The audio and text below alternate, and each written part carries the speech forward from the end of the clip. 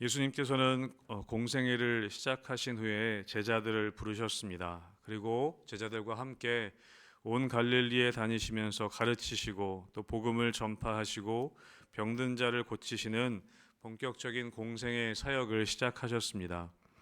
그러자 많은 사람들이 예수님을 따르기 시작했습니다. 그것이 우리 사장에 기록된 말씀인데요. 많은 사람들이 예수님을 따르고 많은 무리들이 예수님을 따르는 것을 보시고 예수님이 산에 오르셔서 그 많은 무리들을 가르치기 시작하셨습니다. 그것이 5장부터 기록되어 있는 우리가 흔히 이야기하는 산상수훈이라는 그런 말씀입니다. 예수님께서 이 산에서 가르치시는 이 산상수훈의 말씀이 5장과 6장과 7장까지 기록되어져 있습니다. 그 5장과 6장, 7장까지의 이야기들을 쭉 살펴보면 윤리적인 가르침들이 집약되어져 있습니다.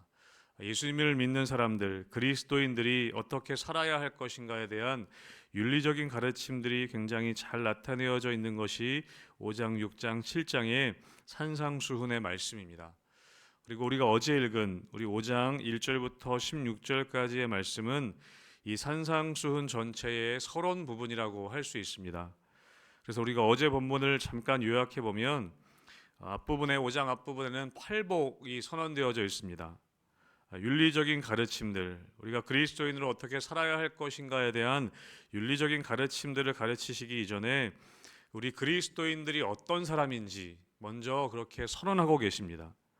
우리는 세상의 복을 쫓는 사람들이 아니라 이미 복된 존재로 부름받은 사람, 그리고 복의 통로가 되어야 하는 사람이라는 것을 예수님이 먼저 말씀하십니다. 그리고 본격적인 이 산상수훈을 통해서 말씀하신 윤리적인 가르침들을 그 뒤 이어서 요약하여서 말씀하십니다. 우리가 어떤 존재인지 팔복의 선언을 통해서 말씀하시고 나서 우리 어제 읽은 본문의 13절부터 18까지의 말씀 보면 이 산상수훈을 전체적으로 요약하는 말씀이라고 할 수 있습니다. 다시 말하면 그리스도인들은 어떤 사람들이냐? 세상의 소금과 빛이다 라고 그렇게 말씀하십니다. 그리스도인들이 이 세상에서 어떻게 살아야 하는지 하나하나 말씀하시기 이전에 그 전체적으로 요약하면서 우리들은 세상의 소금이요 빛이다 라고 그렇게 말씀하신다는 것이죠. 그래서 오늘 본문부터 본격적으로 그 소금과 빛으로 살아간다는 것이 어떤 삶인지 하나하나 요약하여서 윤리적인 가르침들을 말씀하고 있습니다. 여러분, 중요한 것은 무엇이냐면 어제 본문에도 나왔지만 이 세상에서 그리스도인답게 사는 것이 무엇이냐? 그것은 그리스도인들은 이 세상의 빛과 소금이 되는 것이라고 말씀하고 있습니다. 여러분, 그것은 어떤 의미냐면 이런 이 산상수훈의 전체적인 윤리의 전체 내용이 무엇이냐면 우리가 무엇을 하는 것으로 표현되기보다는 우리가 무엇이 되는 것, 우리가 누구이냐라는 것으로 예수님이 먼저 중요하게 이야기하신다는 것입니다. 우리는 어제도 본문에도 말씀드렸지만 예수님께서 너희가 소금이 되어라, 빛이 되어라 그렇게 말씀하신 것이 아니라 이미 우리가 소금이고 이미 우리가 빛이라고 선언하신다는 것입니다. 이미 세상의 소금으로 세상의 빛으로 만들어 놓으셨다는 것이죠. 그래서 우리는 소금이 된 존재로서 우리에게서 소금의 맛이 나게 하고 이미 빛이 된 존재로서 그 빛이 세상에 비치게 하는 것이 그리스도인의 삶이라고 예수님이 말씀하신다는 것입니다. 그것이 어제 본문의 말씀이었습니다. 그것이 이 산상수훈 전체의 서론에 해당했던 것이죠.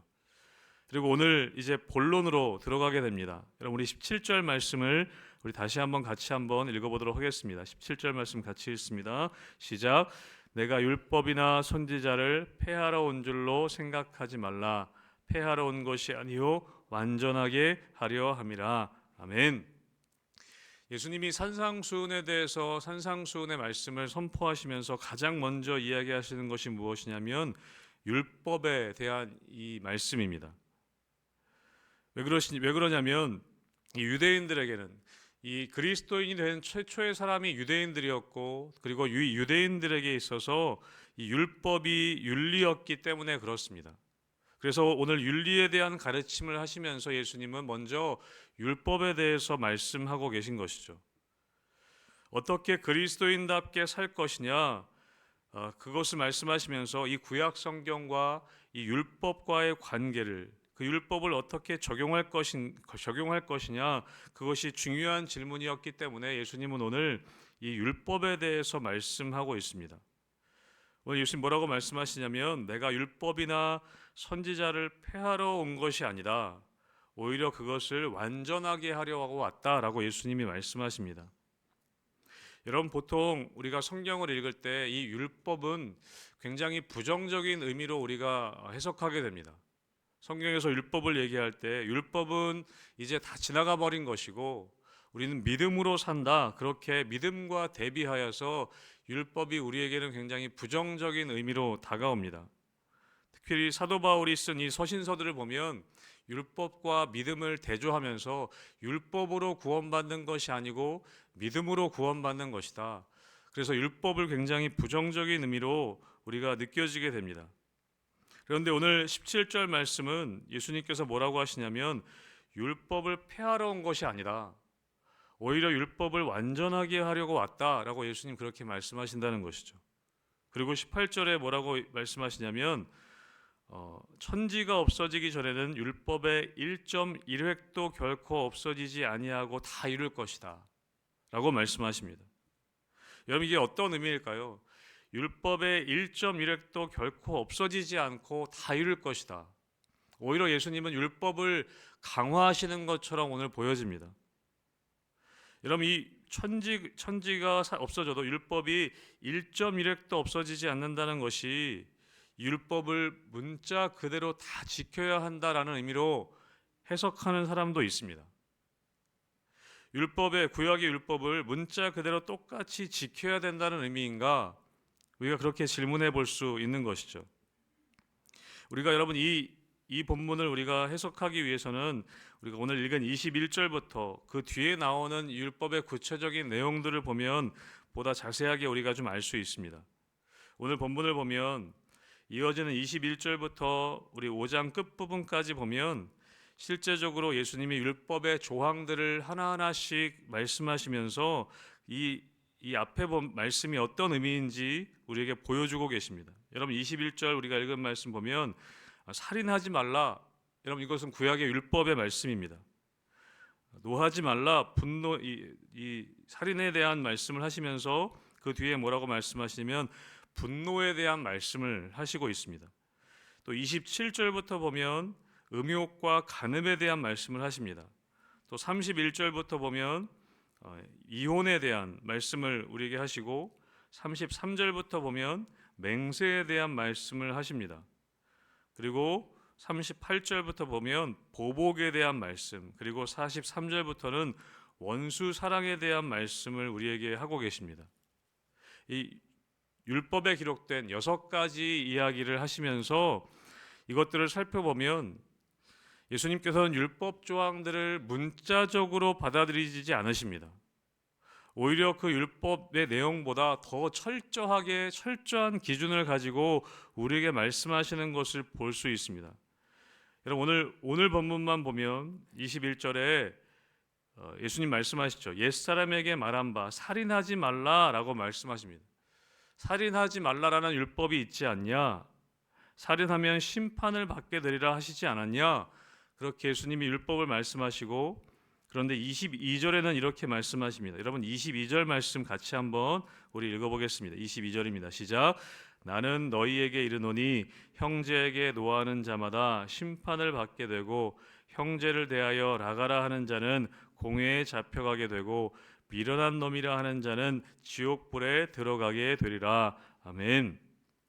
여러분, 구약의 율법에는 살인하지 말라라고 말씀하셨는데 예수님께서는 어떻게 말씀하시냐면 형제에게 노하는 자는 심판을 받게 될 것이다. 오히려 훨씬 더 강화된 말씀을 우리에게 가르쳐주고 계십니다. 실제적으로 여러분, 우리 중에 살인한 사람은 없을 것입니다. 그런데 예수님 뭐라고 말씀하시냐면 형제에게 분노하는 사람, 형제에게 화를 내는 사람은 심판을 받게 될 것이다. 형제를 욕하는 사람은 공회에 잡혀가게 되고 미련한 놈이라 하는 사람은 지옥불에 들어가게 될 것이다. 여러분, 이것은 훨씬 더 강화된 말씀이라는 것이죠. 여러분, 예수님의 오늘 본문에서는 이 율법과 율법주의를 오늘 구별하여서 말씀하고 있습니다. 우리 아까 읽은 18절에 율법의 1.1획도 결코 없어지지 아니할 것이다. 여러분, 이것은 문자 그대로 율법을 다 지켜야 된다는 의미가 아니라는 것이죠. 여러분, 이것은 율법주의를 이야기합니다. 여러분, 율법주의는 뭡니까? 율법 조항 그 자체를 중요하게 여기는 것입니다. 그런데 예수님께서는 율법주의에 빠지라고 말씀하시는 것이 아니라 예수님은 율법을 문자적으로 해석하시지 않고 율법 조항에 매이기보다 그 법이 왜 만들어졌는지, 하나님께서 그 법을 왜 주셨는지 그 율법의 본래의 정신을 돌아보게 하시고 그 율법을 오늘 다르게 해석하고 적용하신다는 것을 볼 수 있습니다. 여러분, 우리는 말씀을 읽을 때 하나님이 이 말씀을 우리에게 왜 주셨는지 하나님의 마음을 깨닫는 것이 중요합니다. 단순히 살인하지 말라, 그 뒤에 간음하지 말라, 물론 하나님이 주신 말씀들이지만 하나님이 그 말씀을 우리에게 왜 주셨는지 이해할 것을 예수님 말씀하신다는 것이죠. 그리고 오늘 이 율법의 이야기들을, 율법의 말씀들을 다시 해석해 주시는 것입니다. 너희가 율법을 알지 않냐? 살인하지 말라, 하나님이 그렇게 말씀하시지 않았냐? 그런데 나는 다시 너희에게 이렇게 얘기한다. 형제에게 노하는 자마다 심판을 받게 될 것이다. 간음하지 말라라고 너희가 읽지 않았냐? 그러나 마음의 음욕을 품는 자마다 이미 간음한 것이다. 여러분, 예수님께서는 율법주의를 배격하시지만 그 율법의 본래 의미를 우리에게 다시 재해석해 주고 계시다는 것입니다. 사랑하는 성도 여러분, 우리는 오늘 말씀을 대할 때 예전에 2000년 전에 주어진 어떤 율법으로 이 말씀을 읽는 것이 아니라 오늘 살아서 역사하시는 하나님의 말씀으로 우리가 이 말씀을 대해야 한다는 것입니다. 오늘 나에게 뭐라고 말씀하시는지, 오늘 나의 삶의 상황 가운데 하나님께서 어떻게 말씀하시는지 우리는 그 하나님의 마음을 이해하는 것이 말씀을 대하는 중요한 태도라는 것이죠. 여러분, 그래서 오늘 예수님은 20절에 이렇게 말씀하십니다. 내가 너희에게 이르노니 너희 의가 서기관과 바리새인보다 더 낫지 못하면 결코 천국에 들어가지 못하리라. 오늘 율법을 다시 한번 재해석해 주시면서 그리스도인들의 의가 율법 학자들이나 바리새파 사람들의 의보다 더 나아야 한다고 말씀하십니다. 그것은 율법주의를 따르는 이 바리새인들보다 하나님의 마음을 이해하고 우리에게 오늘도 살아서 역사하시는 그 하나님의 말씀으로 우리가 그 말씀을 대하는 그 의로 우리가 살아가야 한다라는 것을 예수님께서 우리에게 말씀해 주고 계시죠. 사랑하는 성도 여러분, 하나님의 말씀은 2000년 전에 우리에게 주어진 어떤 죽은 율법이 아니라는 것입니다. 오늘도 살아서 역사하시는, 오늘 나에게 주시는 하나님의 말씀이라는 것이죠. 그냥 문자적으로 지켜야 하는 말씀이 아니라 오늘도 나의 상황 가운데, 나의 삶 가운데 오늘도 나의 삶을 지켜보시고 오늘도 나의 삶을 인도하시는 하나님께서 나에게 주시는 말씀, 그것이 이 성경의 말씀이라는 것입니다. 사랑하는 성도 여러분, 오늘 나에게 주시는 이 말씀, 여러분 2000년 전에 죽어진 율법이 아니라 여러분 오늘도 살아서 움직이는 날선 검과 같은 하나님의 말씀으로 나에게 나의 상황 가운데, 나의 또 삶 가운데 살아서 역사하시는 말씀으로 여러분 이 말씀을 대하게 되시기를 주님의 이름으로 축복합니다. 그것이 오늘 산상수훈을 통해 주시는 예수 그리스도의 오늘 말씀이라는 것이죠. 우리가 오늘부터 해서 계속해서 이 산상수훈의 말씀을 하나하나씩 살펴보고자 합니다.